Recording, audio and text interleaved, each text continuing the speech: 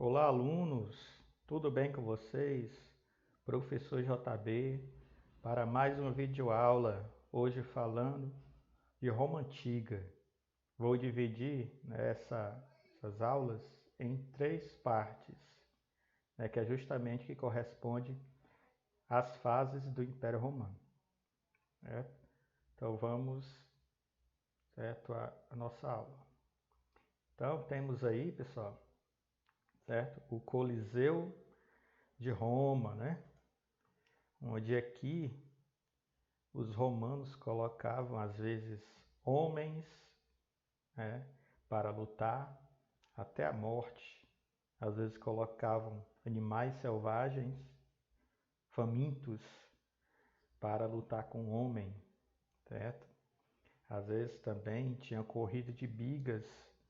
Então tudo isso, acontecia aqui nesse Coliseu aqui.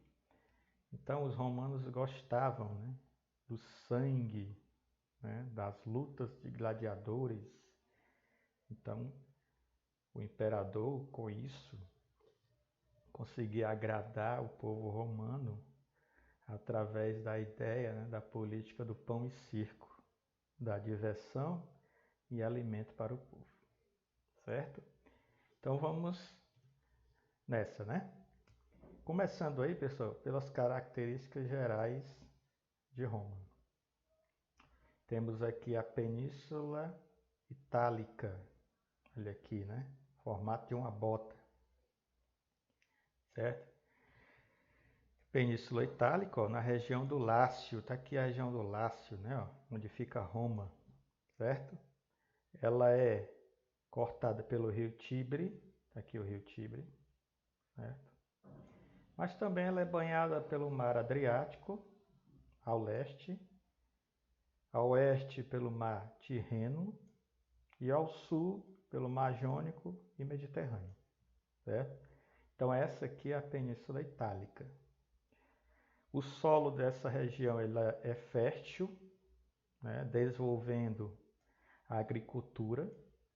Então, os romanos desenvolveram, por conta dessa questão do solo ser fértil, eles desenvolveram a agricultura nessa região. O litoral dessa região é pouco recortado, ou seja, poucas ilhas, diferente lá dos gregos, que tinham um litoral bastante recortado, aqui a gente vai ter poucas ilhas. Essas ilhas serviam de portos naturais em abundância, Ou seja, havia ausência desses portos naturais em abundância por conta, das poucas ilhas que existiam. Os habitantes aí da península, aí a gente tem aí os italiotas no norte, certo? Aqui, nessa parte aqui amarelada, norte aqui. Temos no centro da bota aí os etruscos e os latinos, aqui, parte aqui, ó, o centro. E os latinos, que vão fundar aqui os romanos. E no sul a gente tem os gregos, essa parte roxa aqui. Certo? Então esses povos aqui, ó, que vão fundar os romanos. A fundação de Roma, aí a gente tem duas histórias para explicar. Uma é defendida pela arqueologia, que diz que por volta do ano 1000 a.C., o primeiro povo a habitar a região vai ser os latinos. A base da língua romana, italiana no caso, é latina, é o latim. E a outra história é a lendária, que parte de 753 a.C. por Rômulo e Remo. Então, a história é lendária. Então, duas histórias para contar a formação de Roma.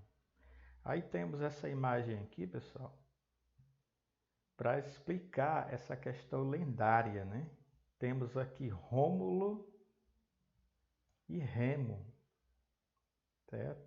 Segundo a história lendária, certo? Rômulo e Remo vão ser os fundadores de Roma. Essa história ela diz que essas crianças aqui elas foram abandonadas na selva e foi encontrada por essa loba aqui. Essa loba os amamentou e quando eles cresceram, Rômulo, para ficar com poder para si, matou o irmão Remo. Por isso se chama, né, Roma, em homenagem a Rômulo. Eles eram irmãos gêmeos. Essa é a história lendária, certo? De Roma. Vamos agora às fases, né, da história de Roma. Dividido entre monarquia, república, império, certo? E o fim do império. Então, essa parte aqui, certo? A gente pode chamar apenas de império, certo? Na verdade, ela é dividida em 3 períodos, né? Monarquia, república e império. Então, de 753 a.C., a gente tem a monarquia, a figura do rei aqui, né? Que dividia com os senadores. Passando para 509 a.C., a gente tem a república, com a presença dos senadores e magistrados. E em 27 a.C., a gente tem o Império Romano, a figura aqui do imperador romano. E por fim, a gente tem aqui em 476 d.C., o fim do Império Romano, a queda, né, do Império Romano. E iniciando aí a Idade Média. Então é um momento aqui, ó, de transição da Antiguidade para a Idade Média. Então hoje, né, nessa aula, a gente vai trabalhar apenas a monarquia, certo? Então vamos ver como é que isso ocorreu, né? Monarquia romana. Então tínhamos aqui o rei, que concentrava em suas mãos o poder da justiça, tinha o poder do exército também, e o poder religioso através dos sacerdotes. Então, ele concentrava em suas mãos esses 3 poderes aqui, que era dividido com os senadores e a classe privilegiada, né, da sociedade romana na época, que eram os patrícios. A economia romana era baseada em 3: agricultura, eles cultivavam, né,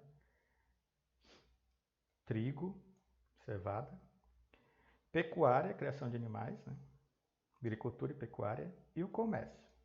Então esses 3 pontos aqui é que se baseava a economia romana. E a capital do futuro Império Romano, certo? A cidade de Roma, ela era estruturada em relação às outras províncias romanas. Então, na cidade de Roma, tinha esgotos, por exemplo, tinha muralhas, né? Tinha arquitetura, tinha os canais, né? Os aquedutos romanos. Então, tudo isso tinha uma estrutura, né, diferente das províncias romanas. E a religião romana, na época da monarquia, eles eram politeístas, ou seja, acreditavam em várias divindades, né? E os cultos em Roma eram divididos em 2 partes: os cultos públicos, financiados pelo governo, pelo rei, né? E os privados, nas residências das pessoas, né? Algumas famílias acreditavam em uns deuses, outras famílias acreditavam em outro deus, certo? E por aí vai. Eles eram politeístas, né? E os públicos era financiada pelo rei, né? Pelo monarca. A sociedade romana, como ela era dividida na época da monarquia, em 4 partes. Tínhamos os patrícios, os plebeus, os clientes e os escravos, certo? Nessa época, a sociedade romana era formada majoritariamente, ó, a grande maioria, de indivíduos livres, certo? Certo? Quem era livre aqui? Patrício, plebeu, cliente. Os escravos, né? Claro que não, certo? Então, por isso, majoritariamente, eram livres. Quem eram os patrícios? Eram os grupos, era grupo, né? Detentor de maior poder, estava no ápice da pirâmide, formado por grandes proprietários de terras que acreditavam descender de Rômulo, olha aí, né? A história lendária que eu expliquei agora há pouco. Né? Então, eles achavam aqui, os patrícios, né, os privilegiados aí, né, que descendiam de Rômulo. Certo? Logo abaixo tínhamos os plebeus, que era composto de artesãos, comerciantes e pequenos proprietários. Não podiam casar com patrícios, nem exercer cargos públicos ou religiosos. Tinham que servir no exército. Olha que interessante, eles não poderiam se misturar através de matrimônio, de casamento. Né? Então, jamais um plebeu pode casar com um patrício.